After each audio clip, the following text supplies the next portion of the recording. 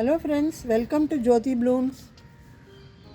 நம்ம ஆசையாக செடி வளர்த்து அதில் பூவும் காயும் பார்க்கலாம் அப்படின்னு வெயிட் பண்ணும்போது தான் அந்த பூச்சி தாக்குதல் இருக்குங்க. இந்த பூச்சி மட்டும் தாக்கிச்சுன்னா அப்புறம் நமக்கு பூக்களும் கிடைக்காது, காய்களும் கிடைக்காது. நம்ம ஆசையாக வளர்த்த செடி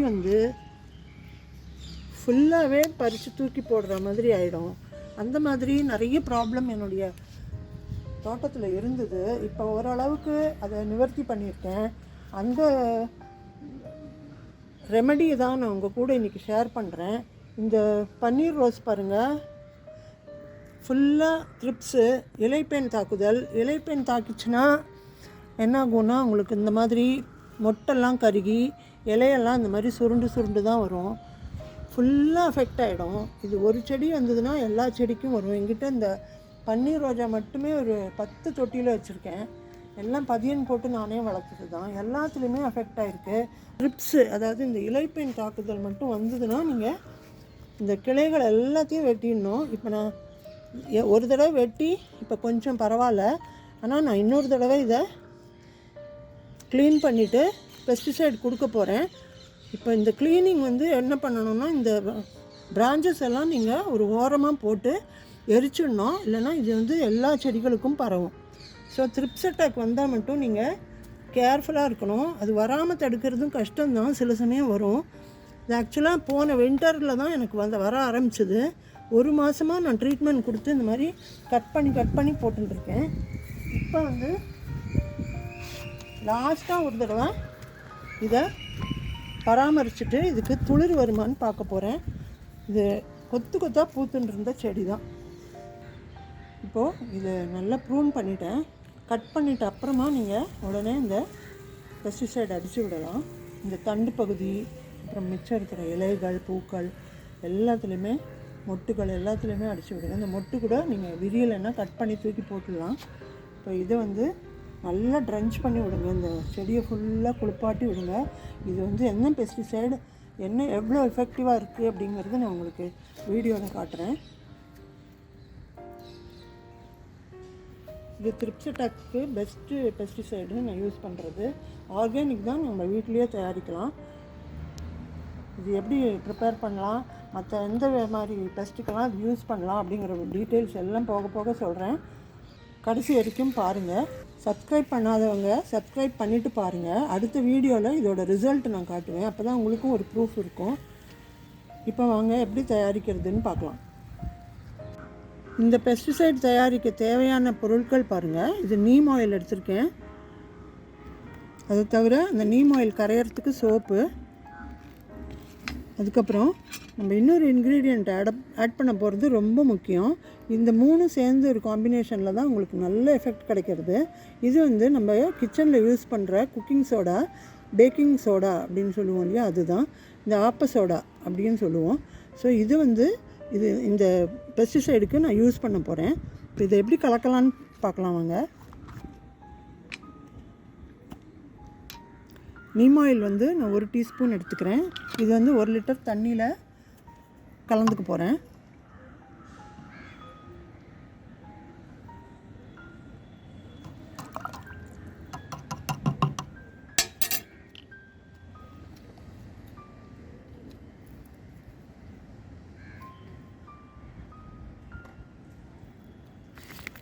நீங்கள் சோப்பு எந்த சோப் வேணாலும் எடுத்துக்கலாம்.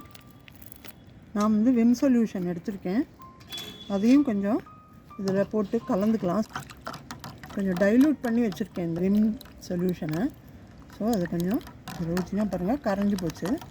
இப்படி கரைச்சப்புறம் நல்லா கரைச்சிடுங்க. அதுக்கப்புறம் தான் நம்ம ஸ்ப்ரேயரில் ஊற்றணும். இல்லைன்னா எண்ணெயாக போய் ஸ்ப்ரேயரில் அடைச்சிக்கும்.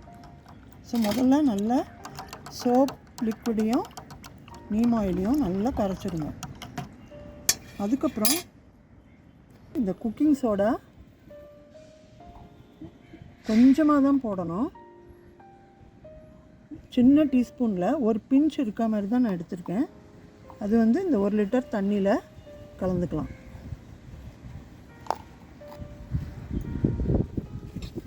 இதையும் சேர்த்து நல்லா கலந்திங்கன்னா இது ஒரு ஃபண்டாஸ்டிக் பெஸ்டிசைடுங்க. எல்லா செடிகளுக்கும் பூச்சி தாக்குதல் வந்தாலும் அடிக்கலாம், வரத்துக்கு முன்னாடியும் அடித்து விடலாம். இந்த ஸ்ப்ரே பண்ணும்போது நான் உங்களுக்கு இன்னும் நல்ல டீட்டெயில்ஸ் டிப்ஸ் எல்லாம் சொல்கிறேன். இதை ஸ்கிப் பண்ணாமல் பாருங்கள். இது வந்து நான் இந்த ஸ்ப்ரேயரில் ஏற்கனவே ஊற்றி வச்சுருக்கேன். இப்போ இந்த பாட்டில் ஸ்ப்ரேயில் ஊற்றிக்கிறேன்.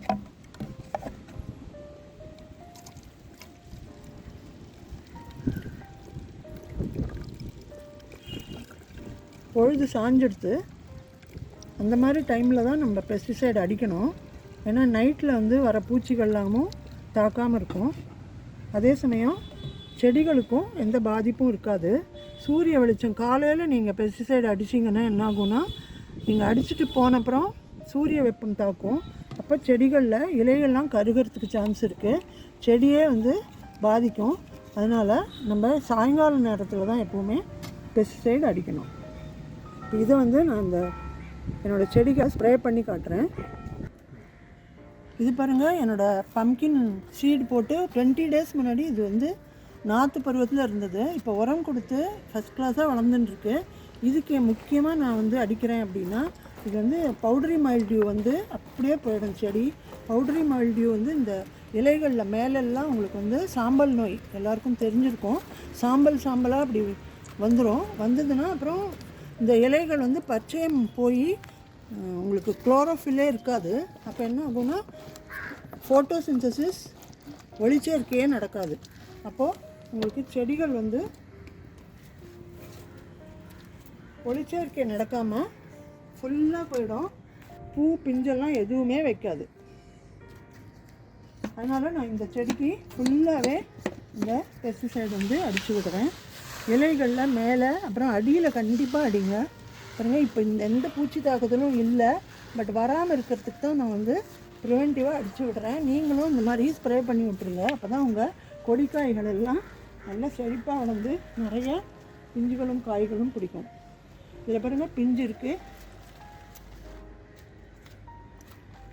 நல்லா செழிப்பாக வளர்ந்துருக்கு. இதுக்கு கொடுக்க வேண்டிய உரம் வந்து நான் அடுத்த வாரம் வீடியோவில் போடுறேன். என்னோடய சேனல் சப்ஸ்கிரைப் பண்ணிக்கோங்க. அப்போ தான் உங்களுக்கு வந்து நோட்டிஃபிகேஷன் வரும். மிஸ் பண்ணாமல் பார்க்கலாம். இந்த சாம்பல் நோய்க்கு இது ரொம்ப நல்ல பெஸ்டிசைடு. இலைகள் அடியிலெல்லாமும் அடிச்சு விடுங்க. அது தவிர ரோஜா செடியில் வர த்ரிப்ஸு அப்புறம் எறும்பு தொல்லை இருந்தால் கூட நீங்கள் இதை அடித்து விடலாம். பாருங்க, பிஞ்சு வந்திருக்கு. இதிலெல்லாம் கூட நிறைய மொட்டுக்களும் பிஞ்சுகளும் இருக்குது பாருங்க. ஸோ இந்த செடி வந்து நல்லா காய்க்கும். தொடர்ந்து வீடியோ பார்க்குறதுக்கு சப்ஸ்கிரைப் பண்ணிக்கோங்க. இந்த பெஸ்டிசைடு வந்து ஃபங்கிசைடும் கூட. சாயங்காலம் ஆகிடுத்து, இருட்ட போகிறது. அதனால் நான் இப்போ எல்லா செடிகளுக்குமே இதை அடித்து விடுறேன். இப்போ இந்த ஸ்ப்ரே பண்ணுறது மூலமாக நீங்கள் நிறைய நோய்களை தவிர்க்கலாம். முக்கியமாக இதில் இருக்கிற குக்கிங் சோடா வந்து பெஸ்ட்டு ஃபங்கிசைடு. அதனால தான் அதையும் கலந்து அடிச்சிருக்கேன். இந்த காம்பினேஷன் உங்களுக்கு இது வரைக்கும் யாருமே சொல்லியிருக்க மாட்டாங்க. நீங்களும் இந்த மாதிரி ப்ரிப்பேர் பண்ணி உங்கள் செடிகளை காப்பாற்றுங்க. நிறைய பூக்களும் காய்களும் கிடைக்கும். முக்கியமாக வெண்டைக்காய் இலை, இந்த கொடிக்காய்கள், பரங்கிக்காய், பூசணிக்காய், அப்புறம் பாகற்காய், அந்த மாதிரி எல்லா கொடிக்காய்கள்லேயும் இந்த இலைகளை பாதிக்கிற சாம்பல் நோயை தவிர்க்கிறதுக்கு நீங்கள் முன்கூட்டியே இதை அடித்து விடுங்க. ஒரு வேளை வந்துடுச்சுன்னா நீங்கள் வாரத்துக்கு 2 தடவை அடிக்கணும். ஒரு வேளை வரலை அப்படின்னா ப்ரிகாஷனரியாக அடிக்கிறதா இருந்தால் நீங்கள் வாரத்துக்கு 1 தடவை அடித்தாலே போதும். 15 நாளைக்கு ஒரு தடவை அப்படியே டேப்பர் பண்ணி நீங்கள் இதை வந்து தெளித்து விடலாம். ஸோ இந்த ஃபங்கிசைடு பெஸ்டிசைடு கலந்த ஒரு ஆர்கானிக்காக நம்ம வீட்டிலையே தயாரிக்கிற இந்த மருந்தை வந்து நீங்கள்லாம் யூஸ் பண்ணி பாருங்கள். ரிசல்ட் எப்படி இருக்குதுன்னு கமெண்ட்டில் சொல்லுங்கள். உங்கள் ஃப்ரெண்ட்ஸுக்கெல்லாம் யூஸ்ஃபுல்லாக இருக்கும்னு நினச்சிங்கன்னா ஷேர் பண்ணுங்கள். அடுத்த வீடியோவில் வேறொரு இன்ஃபர்மேஷனோட பார்க்கலாம். இந்த பரங்கிக்காய் காய்ச்சப்புறம் நான் வீடியோ போடுவேன். இதுக்கு என்ன உரம் கொடுக்குறேன் அப்படிங்கிற வீடியோவும் அடுத்து வருது. ஸோ எல்லோரும் சப்ஸ்கிரைப் பண்ணி வச்சுக்கோங்க. Thank you friends.